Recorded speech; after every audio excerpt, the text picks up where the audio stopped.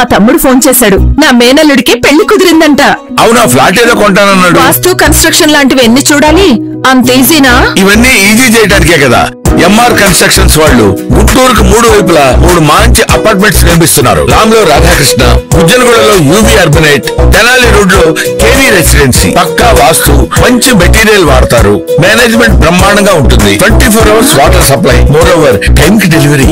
బావా, నువ్వు చెప్పించోట ఫ్లాట్ కొన్నాను, అది చెప్దామని వచ్చాను. ఎంఆర్ కన్స్ట్రక్షన్స్ మీ ఇంటిని అందంగా నిర్మిస్తాం. బ్రహ్మానందం చెప్తున్నాడని కాదు, అపార్ట్మెంట్ కు వచ్చి మోడల్ ఫ్లాట్ చూసుకుని బ్రహ్మాండంగా ఉందంటేనే కొనండి.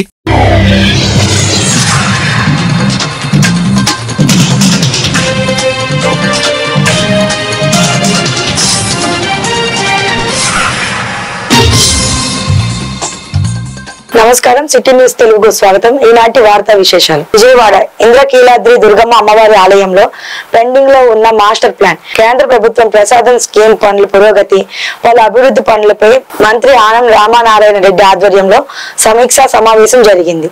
ఈ సమావేశంలో ఎంపీ కేశినేని చిన్ని, దేవాదాయ శాఖ ప్రిన్సిపల్ సెక్రటరీ వినయ్ చంద్, దేవాదాయ శాఖ కమిషనర్ కె రామచంద్ర మోహన్, ఇతర అధికారులు పాల్గొన్నారు.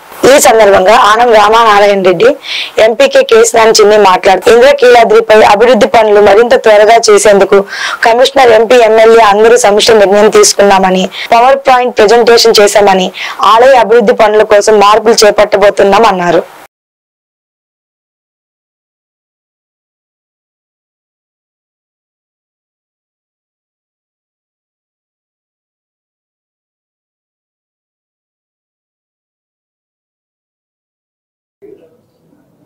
ఇంద్రకీలాద్రిపై వెలిసినటువంటి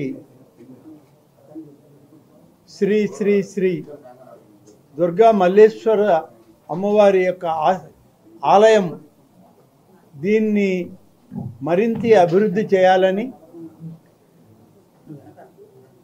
భక్తులకు, స్థానికంగా ఉన్న ప్రజలకు మరింత సౌలభ్యంగా ఏర్పాటు చేయడానికి అనేక ప్రతిపాదనలు గతంలో మరి పార్లమెంట్ సభ్యులుగా శ్రీ చిన్ని గారు, అలాగే శాసనసభ్యులు, గౌరవ శాసనసభ్యులు శ్రీ వైఎస్ చౌదరి గారు, ఇప్పుడు ఈ సమావేశానికి ఇచ్చేసినటువంటి శాసనసభ్యులు తాతయ్య గారు, మా దేవాదాయ శాఖ కార్యదర్శి గారు, కమిషనర్ గారు, ఈ దేవస్థానం యొక్క ఈవో గారు, మాకు సంబంధించినటువంటి మా శాఖ ఇంజనీర్లు, కన్సల్టెంట్లు అందరూ కూడా ఈరోజు ఈ సమావేశంలో ఉండి కొంత అభివృద్ధి కార్యక్రమాలను ప్రారంభించడానికి గతంలో చేసిన సూచనలు కూడా దృష్టిలో ఉంచుకొని ఒక పవర్ పాయింట్ ప్రజెంటేషన్ని చేయడం జరిగింది. కానీ దానిలో ఇంకా చాలా మార్పులు రావాల్సింది ఉంది. దీనికోసం ముఖ్యంగా మార్పుల్లో తీసుకురావాల్సినటువంటిది, బయట నుంచి అమ్మవారి దర్శనానికి వచ్చేటువంటి భక్తులకు వాళ్ళ యొక్క వాహనాలను ఎక్కడ పార్క్ చేయాలి, ఆ పార్కింగ్ మనం చూస్తే ఇవాళ అమ్మవారి దేవాలయం ప్రతినిత్యం భక్తులతో కలకలలాడుతుంది. గతంలో కన్నా భిన్నంగా అత్యధికంగా భక్తులు ఇక్కడ వస్తున్నారు. వారి సౌకర్యాలకి ఏర్పాటు చేయడంలో, అంతేకాకుండా వారు ఎటువంటి ఇబ్బందులు పడకుండా సౌకర్యవంతంగా దర్శనం చేసుకుని మళ్ళీ వెళ్ళే విధంగా కొన్ని ప్రణాళికలు ఏ విధంగా వాళ్ళకి ఉన్న, ఇప్పుడు ప్రస్తుతం ఎటువంటి ఇబ్బందులు ఎదుర్కొంటున్నారో వాటిని అన్నింటినీ పరిష్కరించే విధంగా రాబోయే కాలంలో 25 సంవత్సరాలకు సరిపడా సౌకర్యాలు కలిగించే విధంగా గౌరవ ముఖ్యమంత్రి వారిలో ఒకటే చెప్తూ ఉంటారు, 25 సంవత్సరాలకి సరిపడా విధంగా సౌకర్యాలు ఇవ్వాలని. వారి ఆధ్వర్యంలో, దేవాదాయ శాఖ అధికారులు, మంత్రుల ఆధ్వర్యంలో తప్పకుండా అటువంటి సౌకర్యాలు కల్పనే లక్ష్యంగా ఈ మీటింగ్ జరిగింది.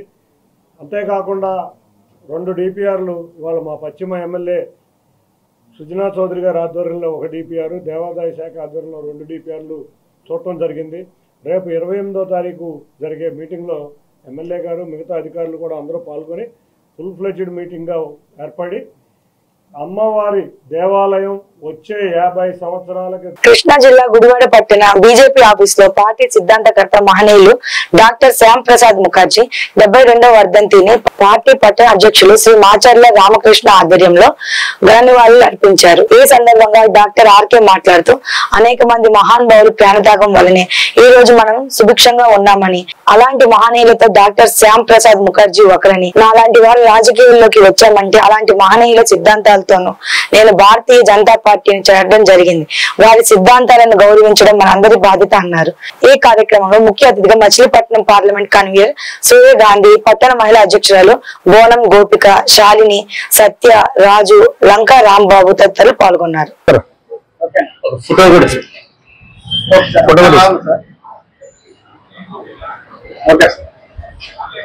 जोहार श्यामा प्रसाद मुखर्जी, जोहार जोहार श्यामा प्रसाद मुखर्जी, जोहार जोहार श्यामा प्रसाद मुखर्जी, जोहार जोहार श्यामा प्रसाद मुखर्जी, जोहार श्यामा प्रसाद मुखर्जी, जोहार.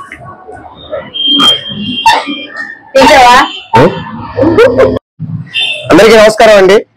ఈరోజు మహానుభావుడు చనిపోయిన రోజు. మరి గొప్ప భారతదేశ సంఘ సేవకర్త, మరి ఆ మహానుభావుడు మరి బలిదానం, ఈరోజు బలిదానం అయిన కార్యక్రమం ఆయన కాబట్టి ఈరోజు ఆ మహానుభావుడికి మా గుడివాడ పట్టణ భారతీయ జనతా పార్టీ ఆధ్వర్యంలో మహానుభావుడికి పూలమాల వేసి నివాళులు అర్పించడం జరిగింది. అలాంటి సంఘ సంస్కర్తలందరినీ మనం గుర్తు పెట్టుకోవాలి. ఎందుకంటే ఇంత సత్సమ్మిలంగా మనం జీవిస్తున్నాం అంటే కేవలం ఇలాంటి మహానీయులు పోరాటం వల్లే. మరి ఆ రోజు మరి జనసంఘాన్ని పార్టీ ఏర్పాటు చేసి మరి కుల మతాల అతీతంగా అందరూ ఐకమత్యంగా ఉండాలని చెప్పే ఆలోచనతో ఆ జనసంఘ పార్టీని ఏర్పాటు చేసి మరి ఎన్నో పోరాటం చేసిన మహావీరుడు, మహాసంఘ సంస్కర్త ఎవరైనా ఉన్నారంటే మరి శ్యామ్ ప్రసాద్ ముఖర్జీ గారు. ఆయన బాటలోనే మరి భారతీయ జనతా పార్టీ నాయకులు గాని కార్యకర్తలు గాని ఆయన సిద్ధాంతాలు, ఆలోచనలు, ఆచరణలు పెట్టి మన దేశం గురించో మన రాష్ట్రం గురించి అభివృద్ధి కోసం ప్రతి వారు పోరాటం చేస్తారని నేను మనస్ఫూర్తిగా కోరుకుంటున్నా.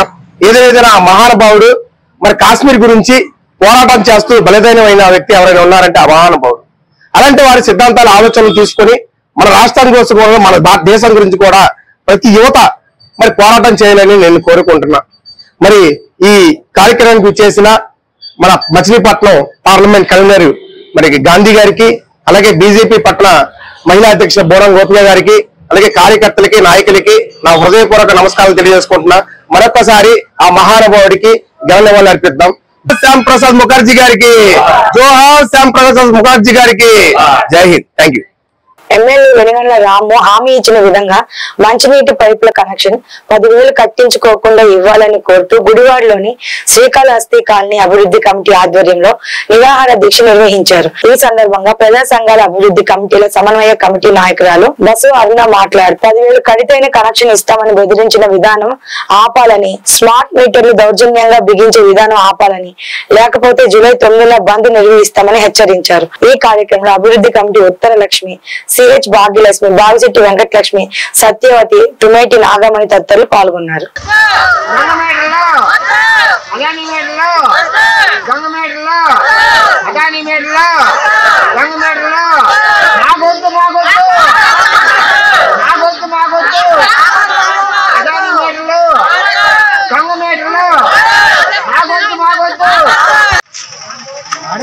రాము గారు 90 రోజుల్లో ఇంటింటి పంపు వేసామని చెప్పారండి. 90 రోజులు దాటిపోయింది. తర్వాత మళ్ళీ రెండో హామీ ఇచ్చారండి. 2 హామీలు నెరవేర్చుకోలేదు, పని జరపలేదు.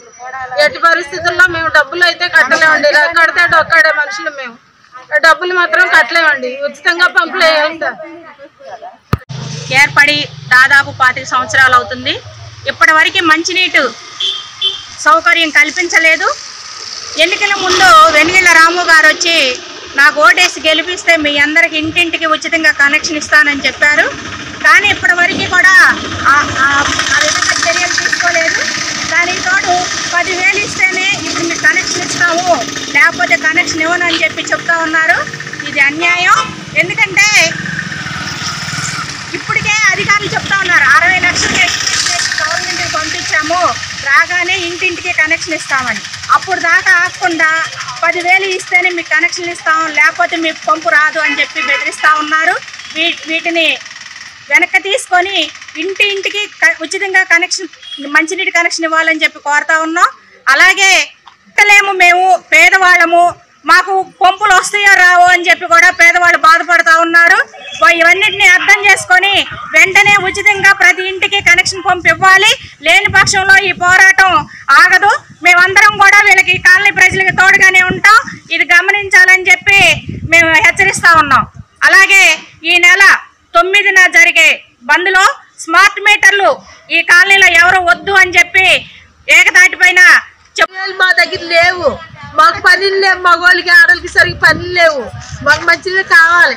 ఈ కాలనీకి మంచినీళ్ళు సౌకర్యం లేదు. ఇప్పుడు 25 సంవత్సరాల నుంచి చాలా కష్టపడుతున్నాం. నీళ్లు పోయిలా పోతున్నాం. ట్యాంకుల దగ్గర గొడవలు అయిపోతాయి. మాకు మంచినీళ్ళు పంపులు వేయాలి. 10,000 మా దగ్గర లేవు.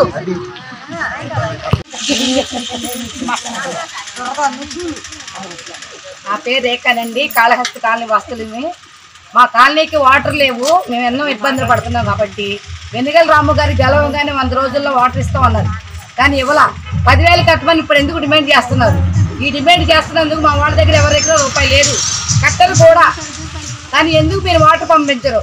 10,000 ఇవ్వమని ఎందుకు డిమాండ్ చేస్తున్నారు? ఈ కాలనీ ఎలాంటిది అనేది మీకు తెలీదా? పేద ప్రజలు బ్రతుకుతున్నారు ఇక్కడ. పేదవాళ్ళ దగ్గర డబ్బులు డిమాండ్ చేయొద్దు. లబ్ధిదారులు అందరూ కలిపి, ఇక్కడ టీడీపీ నాయకులందరూ కలిపి 10,000 కట్టమని బెదిరిస్తున్నారు. 10,000 ఎందుకు కట్టాలి? ఎలా కట్టాలి? నీళ్ళు ఇవ్వకపోతే ఇవ్వకపోండి, మానేసేయండి, వదిలేయండి. మేము ధర్నా చేస్తాం. జూలై 9న గుడివాడ మొత్తం కూడా ధర్నా చేస్తాం. ఓకే. మళ్ళీ ఒకటి ఏంటంటే స్మార్ట్ మీటర్లు ఎందుకు తీసి పెడుతున్నారు? మా మీటర్లు మాకే ఉంచండి, స్మార్ట్ మీటర్లు పెట్టొద్దు. నెలకొచ్చి 4,000 రూపాయలు బిల్లు వస్తుంది. 2,000 అద్దె కట్టుకునే వాడు అసలు ఇల్లే లేని వాళ్ళు 4,000 ఎలా కడతారు? ఈ వార్తలు ఇంతటితో సమాప్తం. మరో బులెటిన్లో మళ్ళీ కలుసుకుందాం. అప్పటి వరకు నమస్కారం.